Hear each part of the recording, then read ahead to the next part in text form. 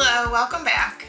I'm Katy Lees, Principal 340B Compliance Advisor with Virtue 340B, and I am back with episode 3. If you are joining me again, thank you so much. If this is your first time, welcome. I hope you enjoy and check out my first couple of episodes if you have not yet. Today I was going to talk about 340B compliance and more specifically just program oversight plans. So how do you manage reviewing claims on a routine basis to make sure that your 340B program at your covered entity is performing in compliance with HRSA's expectations of the program. So I just had a few thoughts that I was going to share on this today. And as always, if you have any questions or any feedback, please submit them. You can submit them through the website. You can send them to me on LinkedIn, submit them via the YouTube channel, however you would prefer. But let us know. Let us know what you think and send me your questions. I will likely answer your question on a future video, or if you have any suggested topics, I'm certainly always open to any feedback. So let's talk 340B compliance and how we put a good program in place or plan in place to make sure we're monitoring all of the activity and make sure we're following the rules. So first, it's all about data. You need to have access to your data. And just to make sure that you can pull the right information, that you can test your software, that it's working and doing things as you expect it to. So that is the basis of everything. And I'm not going to go into any great detail on data or configurations today. That is something I'd like to tackle in the future. Today, I'm just really going to talk about, making sure that we're monitoring some just strategies maybe for having a good routine and what you're looking for. But definitely we'll get into that more in a future video. So first, I would say, I'll back up. What are we auditing for? So what do we want to make sure that we are reviewing and making sure that we're in compliance? There's two key things. Those are not the only things, but I will say there's two key large themes that we need to be concerned about. So we want to make sure that we are not diverting 340B drug. And that means that when, as a covered entity, we purchase 340B drug, that we are only dispensing it or administering it to an eligible outpatient of the covered entity. So that could happen in many ways. You could be administering drugs within your facility. You could be dispensing prescriptions out of your entity-owned pharmacy, or you could be capturing prescriptions that are being dispensed from an external pharmacy that you have a contract pharmacy relationship with. So in all of those situations, you want to make sure that your covered entity is responsible for the care that resulted in the administration or the dispensing of that prescription. So that's diversion. That's one of the key things that we're going to be auditing for. The other thing is we want to make sure that we are preventing duplicate discounts. So episode 2, I talked more about duplicate discounts and just all the ways that those can occur. But very simply, we need to make sure that when Medicaid is part of a transaction, whether it be a medical claim or an outpatient pharmacy prescription claim, that we are notifying Medicaid if we use 340B drug so that they know not to claim the rebate on that.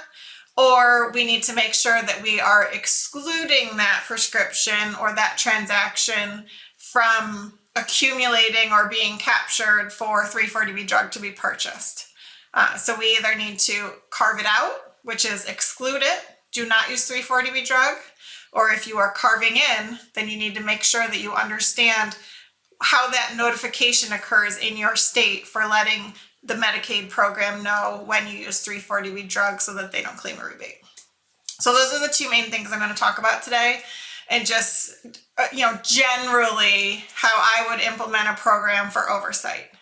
And I should always also mention that, of course, Virtue 340B is here to help with things like this. So we are here to help get a program in place.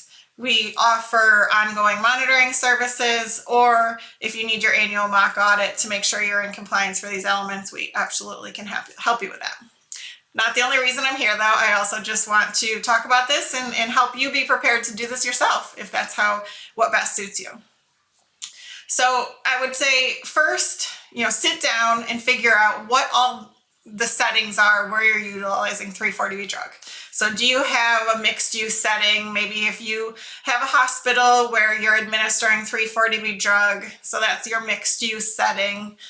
Do you have any other clinics where you're administering drugs, or maybe it's not a mixed use, you only have outpatients, you have a physical 340B inventory in this setting, or if you have an entity-owned pharmacy or contract pharmacy arrangements. There's might be other scenarios, but those are the primary scenarios where you would be using 340B drug, and you want to make sure you have a program in place to be monitoring the activity and making sure that everything is working appropriately. So once you have that scope of what you're looking at, set a cadence. How often are you going to do this? And it might vary by setting or however, if there's other factors in play. But let's say once a month, you want to make sure that you're reviewing activity in each of these settings once a month. So my advice is that on that monthly cadence, you run a report. However, that report comes from a third-party vendor, from your medical record platform. However you are able to access the data of all of those transactions, I advise that you run a report that includes everything in that data set. So that if let's say you have an entity-owned pharmacy, you need a report that includes every single prescription that has qualified for 340B, accumulated for 340B in that 30-month time period. And it might be a huge report, it might be a very small report. The plan will not be to look at every single transaction, but if you don't start with that full population of data, then you just might be missing something. So that's my first advice, is make sure that when you set this cadence that you stick to it and you do look at these things on a monthly basis. And when you generate that data, you run it for all of the activity that occurred. So then once you have that data, you're going to, again, not look at all of it unless it is a very small set of data. You're going to want to use some tools to target some of, things that might be slightly higher risk, have potential for, being considered 340B diversion or be resulting in a duplicate discount. And I guess I should also say, when you are auditing the data, especially when it comes to, auditing for diversion, that you're preventing diversion, you're going to want to make sure you have a good understanding of how you are defining a patient, how you are qualifying prescriptions or how you intend to qualify prescriptions, or just what your definition in the larger 340B terms, what is your definition of a patient? But, that gets more specific in how, again, you are defining an eligible prescription, an eligible encounter. What does that look like at your site? Are you going to look at prescriptions and you want to make sure they only come from certain departments and that the patient was seen within a certain time frame? You really want to have an understanding of what these parameters are. And maybe it's not a hard and fast, absolutely, they have to have had a visit within 12 months or 24 months. There might be a variation in how the care was provided. You want to, they've had communication with the provider and they're definitely being followed and cared for by the provider, but maybe they weren't physically seen within the last 12 or 24 months. So it's just a good idea that you want to define, you should have it defined in your policies, what you are considering an eligible patient, eligible prescription, where it is acceptable to administer a drug that was purchased at 340B within your facility versus maybe some settings that might not be qualifying for 340B drug administration. So you'll want to have an understanding of all this before you start auditing the data. But then, as I said, once you have all of that data in front of you, how can you target transactions that might come with a higher risk? So in some third-party vendor reports, there are fields in that report that will tell you how a prescription was qualified. So it might tell you that this prescription was qualified based on an e-prescription that came out of your facility, or maybe this prescription was qualified based on the patient having a visit within the past 365 days and the provider is eligible, or there's many different ways, and it varies by vendor, and there are some vendor reports that don't give you that much insight. But there are some that give you a lot. So you want to understand the data, you want to understand the reports that you're reviewing, and how can you leverage that information to really understand what's happening, how prescriptions are being qualified, and zero in on ones that you could use a closer look. So generally, if a prescription was qualified based on an e-prescription, then if that e-prescription came from your system, they're in your records in some way. But if the prescription was qualified because the patient had a visit within the last 365 days, then that might be one that presents a little bit higher risk, and you're going to want to take that prescription a little further and review the patient's medical record and see where that prescription falls in their medical record. When were they seen for care that resulted in this prescription? Some other ways to target, maybe you don't have access to those factors that I was just talking about.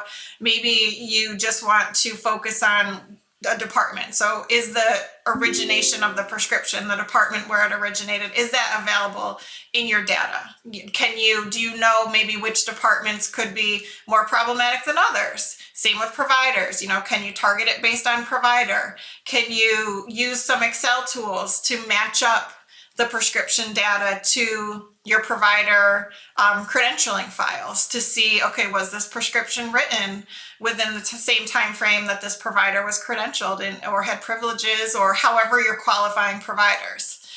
Just different tools. You're going to be much more successful, and your audits are going to just be much more efficient and effective if you have a way to, just be targeting prescriptions based on different elements that might be, bring a higher risk, as opposed to just randomly sampling, which if you have no other options, randomly sampling is definitely better than doing nothing. But I would suggest having some tools and using some different just strategies for reviewing that data. And then make sure you're recording your results. Have a dashboard where you're writing down how many prescriptions were captured each month, how many you reviewed, how many maybe were potentially problematic, or how many, that 100% of them were great. Just to have that record for yourself, to show your leadership.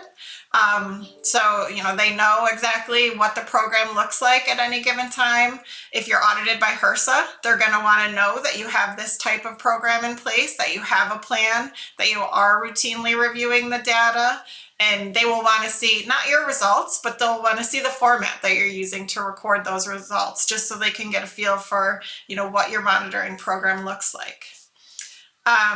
The other part of this is preventing duplicate discounts. So again, you need to understand in each setting how you are managing Medicaid. So in your contract pharmacy setting, there's a good chance that you carve out Medicaid. So that's what you're looking for when you review the data. You want to make sure that you are not capturing any prescriptions that were billed to Medicaid. And this would be Medicaid as a primary payer, Medicaid as a secondary payer, and then also be mindful about out-of-state Medicaid. So if you are carving out, if you are not taking any steps to identify on a transaction level, or however your state is monitoring or, knows that you're carving in, then that means you need to make sure that you're carving out as expected. And I will say, vendors will work with you. They are your friends, your partners, to make sure that you meet these objectives, but you need to do the work and make sure that you have all of the appropriate plans identified and configured to carve out, and then test it. Make sure that you're testing that everything's carved out as expected. If you are carving in Medicaid, then you'll want to review, these transactions to make sure that you are putting the appropriate identifier on, if that's what your state does. So, in the outpatient pharmacy setting, maybe they use the submission clarification code 20 basis of cost 08. So you want to look at those transactions. Ideally, in this report that you're auditing, if it has all of that information so that you can review at a 100% level, then that is best case scenario. Now, if you don't have that, then you want to make sure that you have other, again, ways to target that information. So is it that there's a zero copay? Do you have BIN, PCN, group number? How can you make sure that you're able to review that data comprehensively to make sure that either you're billing with the appropriate identifiers or that you're carving out. In the medical setting as well, sometimes that's a little bit more challenging to get the data and also review it, but you really want to make sure that you are reviewing at least a sample to make sure that if you are carving in, that you're doing it appropriately with the expected modifiers. And that's all the way to the claim that goes to the payer. So especially in the medical setting, you might see it in your medical record that you have the appropriate identifier, but make sure that you're viewing some of the claims that are actually going out and that those have the identifier.